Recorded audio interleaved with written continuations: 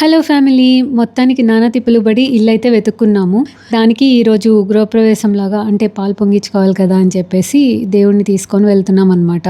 ప్రస్తుతం మనం ఉన్న ఇంటి నుంచి అయితే ఒక 15 మినిట్స్ జర్నీ చేసి వెళ్ళాలి. What's your feeling on going to new home? I'm feeling that it will be very clean and fresh and neat, and then we're gonna go there and then make a mess out of it. It will be the cleanest that we'll ever see it until we leave that home.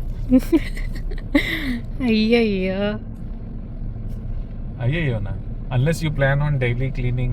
Expectation versus reality అంటారు కదా, అలాగా ఇంటికి వచ్చి చూస్తే సగం సగం clean చేసి ఇచ్చారనమాట. ఓనర్కి ఫోన్ చేస్తే ప్రీవియస్ టెనెంట్ అలా చేయించుంటారు. ప్రస్తుతానికి ఎలాగోలా షిఫ్ట్ అవ్వండి, తర్వాత నేను ఎవరో ఒకళ్ళని అరేంజ్ చేస్తాను అని చెప్పారు. బట్ మేము ఈవినింగ్ నుంచి షిఫ్ట్ అవుదాం అనుకున్నాము. ఇప్పుడు ఇది క్లీన్ చేయాలా, సామాన్ తీసుకొచ్చిన తర్వాత క్లీన్ చేయడం చాలా కష్టం కదా, బోలెడని రన్ అవుతున్నాయి అనమాట బుర్రలో. ప్రస్తుతానికి పూజ మొదలెట్టేశాను. సూర్య గారికి ఆఫీస్ వర్క్ ఉండడం వల్ల కొంచెం బిజీగా ఉన్నారనమాట. అట్లీస్ట్ షిఫ్టింగ్ పోస్ట్ పోన్ చేసుకుందామంటే కూడా ఛాన్స్ లేదు. మన ప్రీవియస్ హౌస్ ఓనర్ షిఫ్ట్ అవుతారు కాబట్టి మనకి వెకేట్ చేస్తామని చెప్పి ఆ ఇల్లు క్లీన్ చేయడానికి కూడా క్లీనర్స్ని అరేంజ్ చేసేసాము.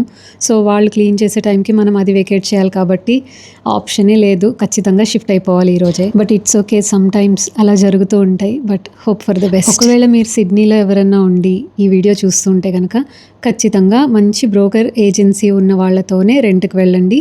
At the same time already vacate చేసి నీట్గా క్లీన్ చేయించిన ఇల్లు వెతుక్కోండి. టెనెంట్స్ ఉన్నారు, తర్వాత క్లీన్ చేయిస్తాము అని చెప్తే మాత్రం వెళ్ళకండి. రండి, ఇల్లు చూపిస్తాను.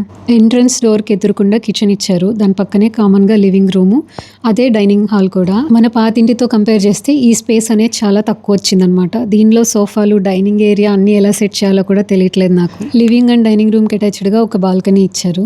ఈసారి ఇల్లు రెంట్కి వెతకాలి అనగానే నేను కొన్ని లిస్టులు రాసుకున్నాను అనమాట. ఒక బాల్కనీ ఉండాలి, అందులో మావయ్య గారు నేను కూర్చొని ప్రశాంతంగా కాఫీ తాగుతూ కబుర్లు చెప్పుకోవాలి. అత్తయ్య గారు అలా సోఫాలో కూర్చొని కబుర్లు చెప్తూ ఉంటే నేను వంట చేస్తూ ఉండాలి.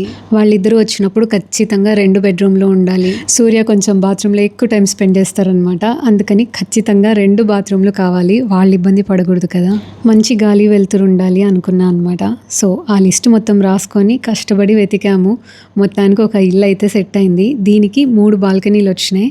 హాల్కి ఒక బాల్కనీ ఉంది, 2 బెడ్రూమ్లకి 2 ఇలా చిన్న చిన్న బాల్కనీస్ లాంటివి ఇచ్చారు. వెంటిలేషన్ అయితే చాలా బాగుందండి. ఈ ఇల్లు తీసుకోవడానికి మెయిన్ రీజన్ అదే. కొన్ని చిన్న చిన్న ప్రాబ్లమ్స్ ఉన్నాయి, బట్ మన అల్టిమేట్ పర్పస్ ఫుల్ఫిల్ అవుతుంది అన్నప్పుడు చిన్న చిన్న వాటిని లైట్ తీసుకొని వాటికి ఏమైనా ఆల్టర్నేటివ్స్ మనం సెట్ చేసుకుంటే చాలు కదా. సూర్య వాళ్ళ ఫ్రెండ్ కూడా అన్నారు, ఇల్లు ఏంటమ్మా ఇలా సగం సగం ఉంది అని చెప్పి. మనకు కావాల్సిన 100% రిక్వైర్మెంట్స్తో దొరికినప్పుడు చిన్న చిన్న అడ్జస్ట్మెంట్స్ చేసుకోవడంలో పెద్ద ప్రాబ్లం లేదు కదా అనిపించింది అనమాట. వాటిని మనం జాగ్రత్తగా సాల్వ్ చేసుకోగలిగినంత వరకు ఎలాంటి కష్టం ఉండదు. పూజ అయితే చేసేసుకున్నాను. ఇంకా పైన క్లీనింగ్ అది చేసేసి వెళ్ళి కార్ అంటే వ్యాన్ ఒకటి హైర్ చేసుకొని దానిలోకి లగేజ్ అంతా తీసుకొని రావాలి. సో ఈసారి కొంచెం వ్యాన్ లిఫ్టింగ్ వ్యాన్ లాగా ఉండేది తీసుకున్నాం అనమాట. అంటే లాస్ట్ టైం చిన్న వ్యాన్ తీసుకొని మేమే పైకి మోయాల్సి వచ్చింది. సో ఈసారి లిఫ్ట్ టైప్లో ఉన్న వ్యాన్ ఒకటి సెట్ చేసాము. సామాన్ మనం జాగ్రత్తగా తీసుకెళ్ళి దాని మీద పెడితే అదే పైకి లిఫ్ట్ చేస్తుంది, మళ్ళీ మనం దాన్ని వ్యాన్లోకి మూవ్ చేసుకోవచ్చు అనమాట. పైకి బరువులు ఎత్తే పని ఉండదు అని చెప్పి అలా సెట్ చేసుకున్నాం.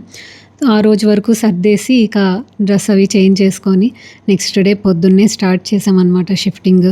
ప్యాకింగ్ బాక్సెస్ కావాలి అని అంటే బన్నింగ్స్ అని ఒక వేర్ హౌస్ లాంటిది ఉంటుంది, అక్కడికి వెళ్తే మనిషికి ఒక 2 or 3 బాక్సెస్ తీసుకొని ఇస్తారనమాట, ఎంటీ బాక్సెస్. సో వెళ్ళి అవి కలెక్ట్ చేసుకున్నాము. ఇక ఇంటికి వెళ్ళి మొత్తం ప్యాక్ చేయడమే. ఫస్ట్ హెవీగా ఉన్నవి సోఫాలు, ఫ్రిడ్జ్లు, వాషింగ్ మిషన్ ఇలాంటివన్నీ షిఫ్ట్ చేసేసామన్నమాట. సో ఒక రౌండ్ షిఫ్టింగ్ అయితే అయిపోయింది. పాపం సూర్య వాళ్ళ ఫ్రెండ్ కూడా వచ్చారు హెల్ప్ చేయడానికి. ఆ అన్నయ్య పాపం ఎంత కష్టపడ్డారో. 2వ రౌండ్ షిఫ్టింగ్ ఇక చిన్న చిన్న సామాన్లు, అట్టిపెట్టెలు ఏవైతే ప్యాక్ చేసామో అవన్నీ 2nd రౌండ్లో మోసుకొచ్చామన్నమాట. ఆ తర్వాత వ్యాన్ రిటర్న్ ఇచ్చేసాము. టీవీ, కంప్యూటర్ ఇలాగా గ్లాస్ రిలేటెడ్ ఆర్ బాగా డెలికేట్గా ఉన్నవి ఏవైతే ఉన్నాయో వాటిని మాత్రం మన కార్లో ప్యాక్ చేసి తెచ్చుకున్నాం విడిగా. షిఫ్టింగ్కి ప్యాకర్స్ మూవర్స్ వాళ్ళు ఉండరా అంటే ఉంటారు, బట్ $700 $600 అలా ఛార్జ్ చేస్తారనమాట. అంటే సింపుల్గా ఒక 45,000 ఖర్చు అవుతుంది. మా ఒపీనియన్ ఏంటంటే మేము హ్యాండిల్ చేయగలిగినంత వరకు అన్ని పనులు మేమే చేసుకుందాం అని అనుకున్నాం నేను సూర్య గారు.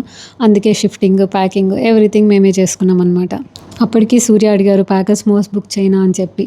నేను ఉద్యోగం చేసి సంపాదించే వరకు నాకు ప్రతి రూపాయి వాల్యుబులే అని చెప్పాను అనమాట. సో మంచిగా 2 days షిఫ్ట్ చేసాము. మొత్తం ఆ ఇల్లంతా క్లీన్ చేయించి ఇచ్చేసాము. డిస్మాంటిల్ చేసినవన్నీ అసెంబుల్ చేసుకుంటూ ఉన్నామన్నమాట. ప్రీవియస్ టెనెంట్ వాళ్ళు లెదర్ సోఫాలు ఇక్కడ ఉంచేసి వెళ్ళారనమాట. ఆ తర్వాత ఎప్పుడో వచ్చి తీసుకెళ్తాము, ఒక 1 week టైం ఇవ్వండి అని అడిగారు. సరే ఇంకేం చేస్తాం, వాళ్ళు కూడా మన ఇండియన్సే, మీ ఇష్టం అని చెప్పాం. అవి అక్కడ పక్కన సెట్ చేసి మన సామాన్లు సర్దుకోవడం మొదలెట్టామన్నమాట. ఫస్ట్ సామాన్లన్నీ కిచెన్లో సెట్ చేసేసి క్లీనింగ్ పర్సన్ వచ్చినాక అతను, నేను, సూర్య గారు ముగ్గురం కలిసి ఇల్లు మొత్తం డీప్ క్లీన్ చేసుకొని అతను వెళ్ళిపోయినాక చిన్నగా మళ్ళీ సామాన్లు సర్దడం మొదలెట్టాము.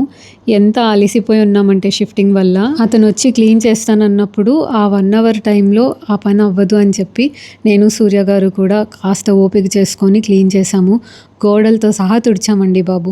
ఇల్లు ఇస్తారు కానీ హోమ్ ఎవరు ఇవ్వలేరు కదా, అది మనమే తయారు చేసుకోవాలి. ఇంతకు ముందు ఇల్లు అయితే కొంచెం స్పేషియస్గా ఉండేది కాబట్టి ఏవి ఎక్కడ పెట్టాలో క్లారిటీగా ఉండేది. ఇప్పుడు చిన్న రూమ్ అయిపోయేసరికి ఏది ఎక్కడ సెట్ చేయాలో అర్థం కాక బోల్డ్ అన్ని ప్రాబబిలిటీస్ ట్రై చేస్తున్నాం అనమాట. But it's like the most interesting thing కలిసి పని చేసుకోవడం. ఎందుకంటే ఎవరి ఒపీనియన్ ఏంటి, ఎవరు ఏది ఇష్టపడుతున్నారు అనే అండర్స్టాండింగ్ వస్తుంది. ఇద్దరం కలిసి ఏ పనైనా చేసేటప్పుడు మేమిద్దరం కలిసి చేస్తే ఉండేంత హయ్యెస్ట్ స్ట్రెంగ్త్ లెవెల్స్ ఏంటి అని తెలుస్తాయి అన్నమాట. దానివల్ల ఏంటంటే ఎంత కష్టమైన పనైనా ఇది మేమిద్దరం కలిసి చేస్తే ఈజీగా అయిపోతుందా అని ఒక ఆలోచన వస్తుందన్నమాట. అండ్ చేయగలము అనే నమ్మకం కూడా వస్తుంది. వీటన్నిటిలోకి క్యూట్గా అనిపించేది ఏంటంటే, నీకు ఇంట్లో ఏదెక్కడ కావాలో చెప్పు, అక్కడే సర్దుకుందాము, ఎందుకంటే ఇల్లు నీదే, you are the decision maker, నేను నిన్ను ఫాలో అవుతాను అన్నారు. ఆ మాత్రం నమ్మకం నా మీద ఉన్నందుకు నాకు చాలా హ్యాపీగా అనిపించింది అనమాట. మేము ఇల్లు షిఫ్ట్ అవ్వడము సర్దుకోవడమేమో కానీ పాపం అత్తయ్య గారు, మావయ్య గారు మధ్య మధ్యలో ఫోన్ చేస్తూ ఏం చేస్తున్నారు, చిన్నగా సర్దుకోండి, ఎక్కువ స్ట్రెస్ తీసుకోవద్దు, అన్నీ ఒకేసారి చేసుకోవాలనుకోవద్దు అని చెప్పి ఎంత ప్రేమగా చెప్తూ ఉన్నారు. ఎవరైనా అంత ప్రేమిస్తే మనం కూడా అంతే ప్రేమించాలనిపిస్తుంది కదా. ఆఖరికి ఈ సోఫాలు సెట్ చేసేటప్పుడు కూడా ఎటు వేస్తే నాన్నగారికి కాలికి తగలకుండా ఉంటుంది అని చెప్పి మళ్ళీ కింద ఆ కోళ్ళకి బబుల్ ర్యాప్స్ కూడా చుట్టానమాట. ఇటు పెడితే కనుక కిచెన్లోంచి వంట చేసేవాళ్ళు కూడా టీవీ చూడొచ్చు అని, లేదా అటు పెడితే బాల్కనీలోకి వెళ్ళడానికి దారి ఉంటుందని, ఇదిగో ఈ కార్నర్లో వేస్తేనేమో ఆ కిచెన్ గట్టు తల మీద తగులుతుంది కాబట్టి అసలు వద్దు అని, ఇలా బోలెడన్ని ఆలోచించాం, బోలెడన్ని డిస్కస్ చేసాం. బట్ ఇన్ ఎవ్రీ డిస్కషన్ పేరెంట్స్ని కన్సిడర్ చేసుకుంటూ ఉన్నామన్నమాట. ఇప్పుడు క్లీన్ చేయడానికి వచ్చిన పర్సన్ కూడా ఇల్లు వరకు క్లీన్ చేసి వెళ్ళిపోయాడు. బాల్కనీస్ ఇంకా డోర్స్ అలా మురిగ్గానే ఉన్నాయి. వాటన్నిటిని మనం మళ్ళీ తర్వాత విడిగా క్లీన్ చేసుకోవాల్సి వస్తుంది.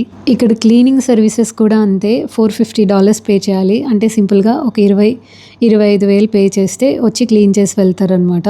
బట్ అతను 400కి కూడా చేయను అన్నారు. చాలా మురిగ్గా ఉంది ఇల్లు. సో నాకు 600-650 అలా ఛార్జ్ అవుతుంది చేయాలంటే డీప్ క్లీనింగ్ అని చెప్పారు. బట్ ఓనర్ అంత పెట్టడానికి ఇంట్రెస్టెడ్గా లేరనమాట. ఇంకేం చేస్తాము, మేము కొంచెం డబ్బులు ఇచ్చి, ఓనర్ కొంచెం డబ్బులు ఇచ్చి ఎలాగో ఇల్లు వరకు క్లీన్ చేయించుకున్నాం. ఇంకా కొంచెం డబ్బులు ఇస్తే బాల్కనీస్ అవి కూడా క్లీన్ చేస్తా అన్నాడు. వద్దులేరా బాబు నేను చేసుకుంటానని చెప్పానమాట. బాల్కనీలతో అంత ప్రాబ్లం ఏంటి అని అనుకోవద్దు. ఆల్మోస్ట్ ఒక 2 years నుంచి పావురాలు పిల్లలు పెట్టేసి గూళ్ళు పెట్టేసి ఇక అసలు ఆ బాల్కనీ వాళ్ళు ఒకసారి కూడా ఓపెన్ చేయలేదట. చాలా ఘోరంగా ఉంది.